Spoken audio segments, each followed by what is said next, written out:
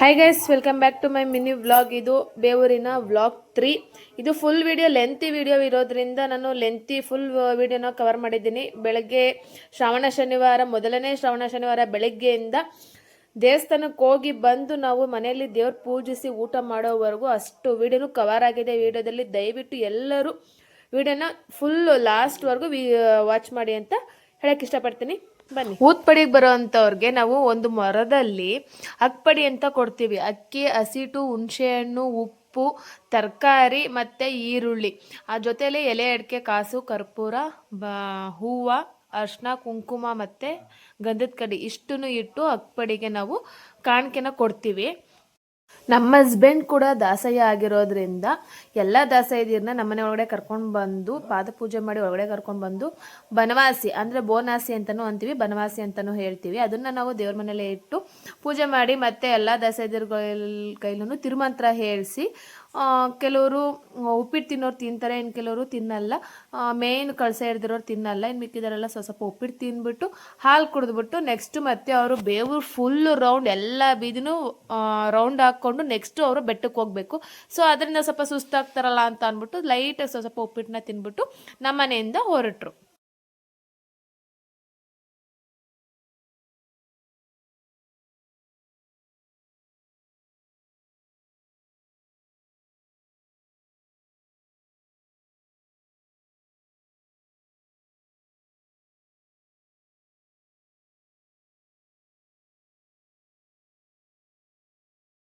ದಾಸ ಇದ್ರೆಲ್ಲ ಮನೆಯಿಂದ ಹೊರಟ ಮೇಲೆ ನಾವು ಕೂಡ ಲೈಟಾಗಿ ಸ್ವಲ್ಪ ಉಪ್ಪಿಟ್ಟು ತಿಂದ್ಬಿಟ್ಟು ತಡಿಯಪ್ಪ ಕೆಲಸ ಎಲ್ಲ ಮುಗಿಸ್ಕೊಬೋಣ ಅಂತ ಅಂದ್ಬಿಟ್ಟು ಅಡುಗೆ ಕೆಲಸ ಎಲ್ಲನೂ ರೆಡಿ ಮಾಡಿ ಇಟ್ಬಿಟ್ಟು ಆಮೇಲೆ ನಾವು ರೆಡಿ ಆಗಿಬಿಟ್ಟು ಬೆಟ್ಟಕ್ಕೆ ಹೋಗೋಣ. ಬೆಟ್ಟದಿಂದ ಬಂದು ನಾವು ಅಡುಗೆ ಮಾಡಿ ದೇವ್ರ ಪೂಜೆ ಸೋದಕ್ಕೆ ತುಂಬ ಲೇಟ್ ಆಗುತ್ತೆ. ದಾಸ ಇದ್ದೀರು ಕೂಡ ಸಿಗಲ್ಲ ಅಂತ ಅಂದ್ಬಿಟ್ಟು ಏನು ಮಾಡೋದು, ಅಡುಗೆ ಎಲ್ಲನೂ ಫುಲ್ ರೆಡಿ ಮಾಡಿಬಿಟ್ಟು ಆಮೇಲೆ ಹೋಗೋಣ ಅಂದ್ಬಿಟ್ಟು ಅಡುಗೆ ರೆಡಿ ಮಾಡ್ತಾ ಇದ್ದೀನಿ. ಅಡುಗೆ ಏನೇನು ಗೊತ್ತಾ, mutton sambar, chicken fry, chicken kebab, ಮುದ್ದೆ, ಅನ್ನ.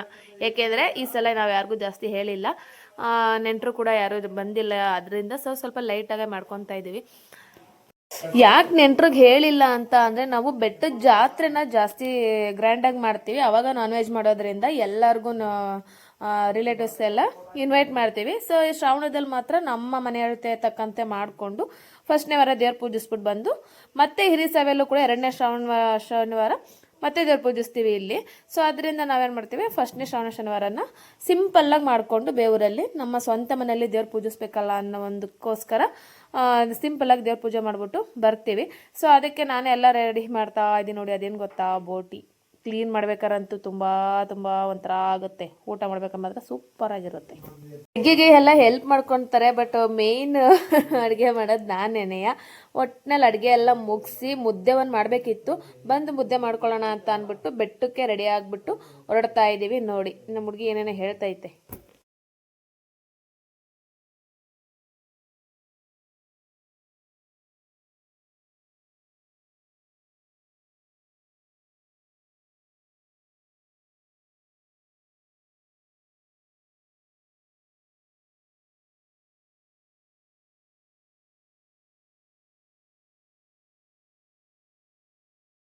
ನಮ್ಮ ಬೇವೂರು ಬೆಟ್ಟದ ಮೇಲೆ ಬಂದು ನಿಂತ್ಕೊಂಡ್ರೆ ಇಡೀ ಬೇವೂರು ಸುತ್ತಮುತ್ತ ಎಲ್ಲ ಕಾಣಿಸುತ್ತೆ. ಎಷ್ಟು ಹೈಟ್ ಇದೆ ಅಂದರೆ ತುಂಬ ಹೈಟ್ ಇದೆ. ಅದಕ್ಕಿಂತ ಹೈಟು ಅಂದರೆ ಸಿದ್ದರಾಮೇಶ್ವರಂ ಬೆಟ್ಟ, ಆಪೋಸಿಟ್ ಬೆಟ್ಟ ಕಾಣಿಸ್ತಿದೆಯಲ್ಲ, ಅದು ಸಿದ್ದರಾಮೇಶ್ವರಂ ಬೆಟ್ಟ. ನಮ್ಮ ಬೆಟ್ಟಕ್ಕಿಂತ ಇನ್ನೂ ಹೈಟ್ ಇದೆ ಸಿದ್ದರಾಮೇಶ್ವರಂ ಬೆಟ್ಟ. ಸೊ ಅಲ್ಲಿಗಂತೂ ಹತ್ತಬೇಕಾದ್ರೆ ಮತ್ತು ವೆಹಿಕಲ್ಸಲ್ಲಿ ಹೋಗ್ಬೇಕಂತೂ ಸಖತ್ತು ಭಯ ಆಗುತ್ತೆ. ಯಾಕೆಂದರೆ ಒಂಥರ ಕಡ್ದಂಗೆ ಐತೆ, ಅಂದರೆ ಸ್ಟ್ರೈಟ್ ಇರೋದ್ರಿಂದ ಏರ್ದಂಗೆ ನನಗಂತ ರೋಡಲ್ಲಿ ಹೋಗೋದಕ್ಕೆ ಭಯ ಆಗುತ್ತೆ, ಅಷ್ಟು ಭಯ ಆಗುತ್ತೆ. ಯಾಕೆಂದರೆ ಒಂದೇ ರೋಡು, ಮತ್ತು ಕೆಳಗಡೆ ನಾನು ನೋಡಿಬಿಟ್ರೆ ನನಗಂತೂ ಕೈ ಕಾಲೆಲ್ಲ ಶೇಕ್ ಆಗಿಬಿಡುತ್ತೆ, ಅಷ್ಟೊಂದು ಭಯ ನನಗೆ ಈ ಥರ. ನನ್ನ ಮಗನವೇ ನಮ್ಮ ಮೈದ ಒಂದು ಆಲ್ರೆಡಿ ನಿಂತಿದ್ದಾರೆ ಬೆತ್ತದ ಕೋಲ್ ಹಿಡ್ಕೊಂಡು. ನಾವು ಒಂದು ರೌಂಡ್ ತಿರುಗಿಸ್ಕೊಂಡು ಬಂದ್ವಿ ಕಾರ್ನ ಸುತ್ತ.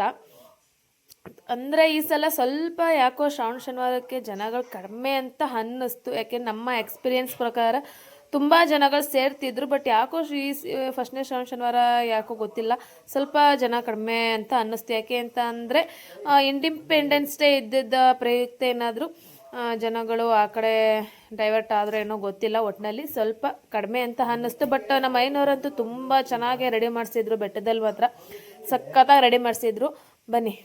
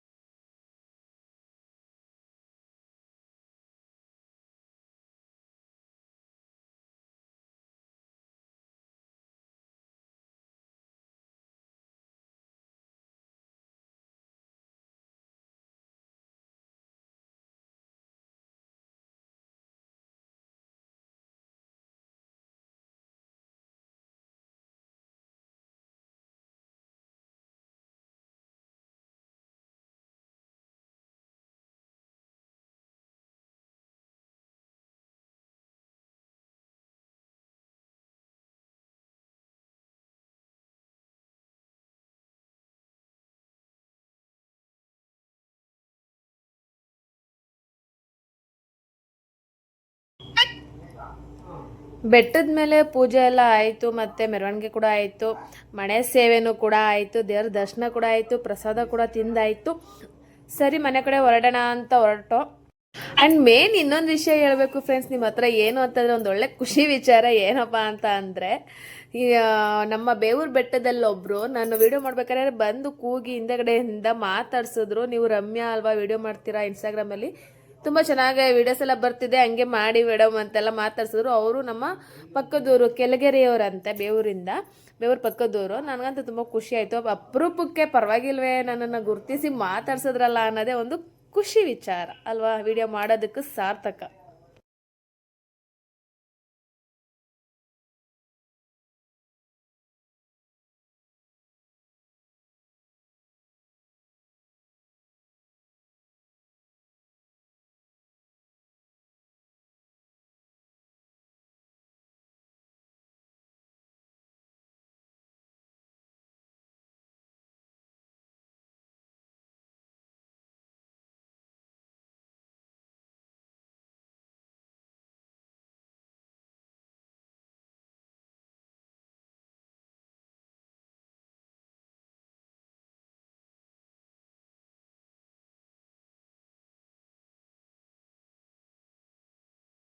ನಮ್ಮ ಕುಮಾರ್ ಬ್ರದರ್ ಅವರು ಒಂದು ಮಾತು ಕೇಳಿದ್ರು, ಅಕ್ಕ ಇಷ್ಟೊಂದು ವಿಡಿಯೋ ಎಲ್ಲ ಮಾಡಿ ಇಟ್ಕೊತಿದ್ದಿಲ್ಲ, ಸ್ಟೋರೇಜ್ ಹೆಂಗಕ್ಕ ಮೇಂಟೈನ್ ಮಾಡ್ತಾ ಇದ್ದೀನಿ ನಿನ್ನ ಮೊಬೈಲ್ನಲ್ಲಿ ಅಂತ ಕೇಳ್ದ. ನಿಜವಾಗ್ಲೂ ನನಗೆ ಶಾಕ್ ಆಯಿತು. ಯಾಕೆ ಅಂತಂದರೆ ನನ್ನ ಮೊಬೈಲ್ ತೊಗೊಂಡು ಇನ್ನೂ 8ರಿಂದ 9 ತಿಂಗಳಾಗೈತೆ ಅಷ್ಟಲ್ಲೇ 512 GB ಮೊಬೈಲ್ ತೊಗೊಂಡಿರೋದು ನಾನು. ಅದರಲ್ಲಿ ಇನ್ನು 220 GB ಅಷ್ಟೇ ಅವೈಲೇಬಲ್ ಇರೋದು. ಅರ್ಧಕ್ಕರ್ಧ ಆಲ್ರೆಡಿ ಸ್ಟೋರೇಜ್ ಫುಲ್ ಆಗ್ಬಿಟ್ಟೈತೆ. ಮೊದಲು ಹಳೆ ವಿಡಿಯೋಸ್ ಎಲ್ಲ ಡಿಲೀಟ್ ಮಾಡಬೇಕು ಅಂತಲೇ ಹೇಳಿದೆ ಅವನಿಗೆ. ಓಕೆ ಗೈಸ್ ಬಾಯ್, ಇದು ನಮ್ಮ ಬೇವೂರಿನ ಮೊದಲ ಶ್ರಾವಣ ಶನಿವಾರದ ಫುಲ್ ವಿಡಿಯೋ. ದಯವಿಟ್ಟು ನೋಡಿ, ಸಬ್ಸ್ಕ್ರೈಬ್ ಮಾಡಿ, ಲೈಕ್ ಮಾಡಿ, ಶೇರ್ ಮಾಡಿ. ಥ್ಯಾಂಕ್